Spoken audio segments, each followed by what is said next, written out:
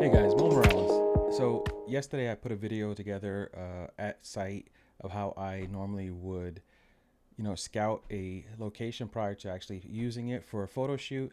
And as soon as I posted it, I got a whole bunch of stuff sent to my inbox about, going into more detail about what I'm looking for besides, shade and lighting conditions, which is what I kind of focused on yesterday or in the video. First thing I always say to myself, because I talk to myself, because I'm so lonely. I always say go out there at least a week in advance of the shoot. That way you have plenty of time to work through all kind of lighting scenarios that you might run into. If you get out there too late and you go on, let's say the day before you go out there and it's a cloudy day, but tomorrow's going to be sunny, you're going to be working with two different type of environments.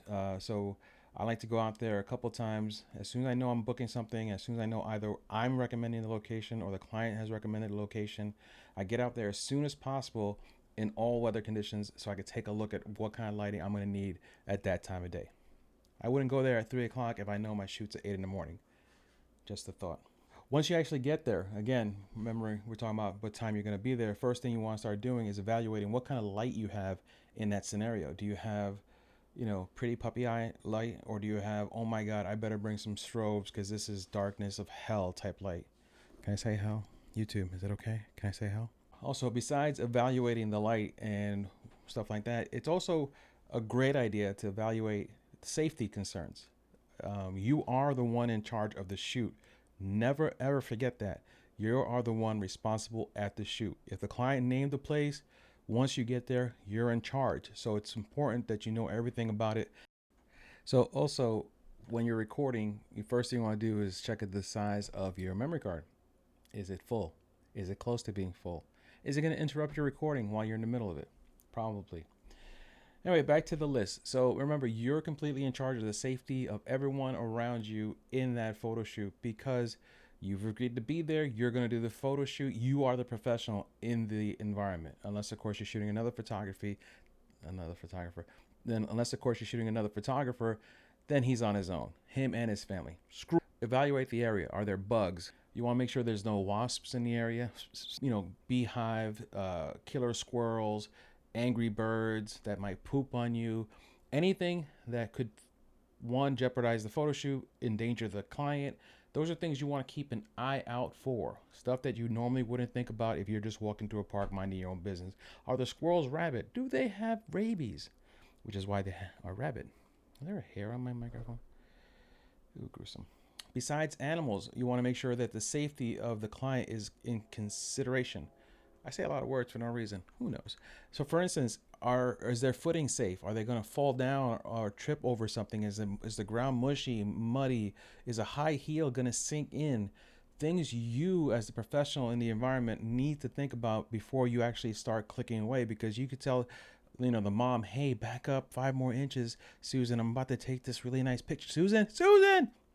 You see where I'm going with that. It's not going to really end well. Also, once you're there, and you realize this is the nice light, this is perfect scenario lighting, where can I pose the family or the member or the client for best effect of what I'm looking for? Are you doing headshots? You want a nice background, clear background, so that the focus is completely on the headshot. You don't want anything distracting like a Ferris wheel, blurred out because of bokeh, and then the client's not being the focus of the attention as far as a headshot's concerned. If you're doing a nice family shoot and you're shooting with the kids and you want to have a playful background, that's fine, because they're kids. It's a different kind of a setup. You want to make sure your background's appropriate to who you're shooting. So that's three. Show up a day or two early, even as far as a week in advance, to give yourself as much time to evaluate the area for light considerations and safety protocols. Remember, you're in charge. And three so far is to make sure you find spots that would work. That way you can take one area of the park and use it, 4 different corners of it, for each member of the family.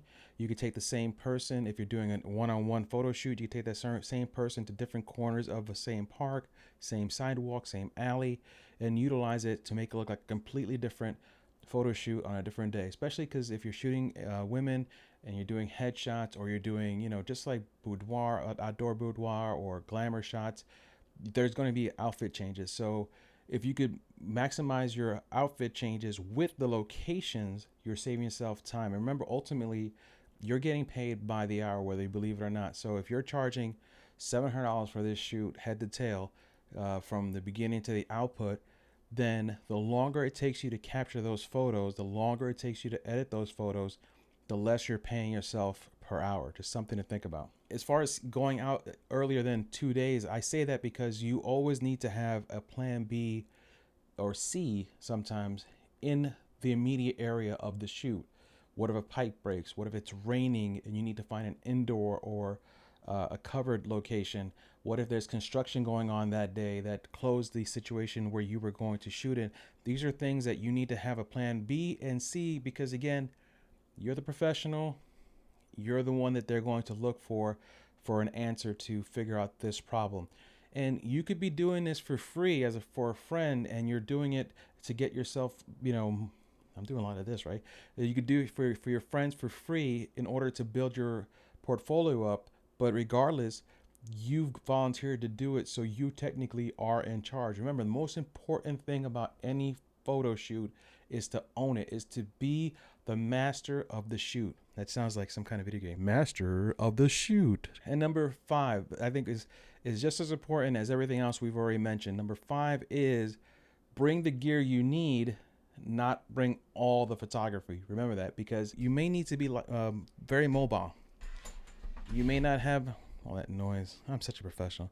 You may need to be mobile. May need to be an agile photographer. But you might need stuff. You might need a scrim. You might need a strobe. You might need a couple of light stands.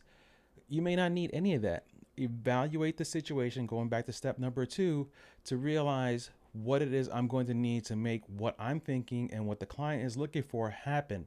Don't bring too much gear, because it's going to take you too much time to get up from point A to point B, even if it's half a block, even if it's 100 feet that way, even if it's 10 feet that way. If you have too much gear and you're not familiar with the area, for the safety of your gear not being stolen, you're going to have to carry it with you everywhere you go. So the heavier you are, the slower you're going to be. Goes back to the rate of pay. Remember, the most important thing, if you're doing this for free, no big deal. But still, it is your time. Maximize your time and return that time back to yourself as a profit.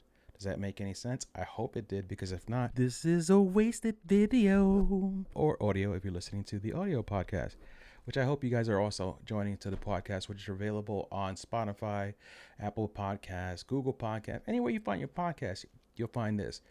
Anyway, that was it. 5 quick, simple tips to maximizing a photo shoot before you actually even begin shooting. What was all that? I don't know. All right, guys. Thanks for listening. Thanks for watching. Till next time. What the hell was that? Anyway. All right. Bye-bye.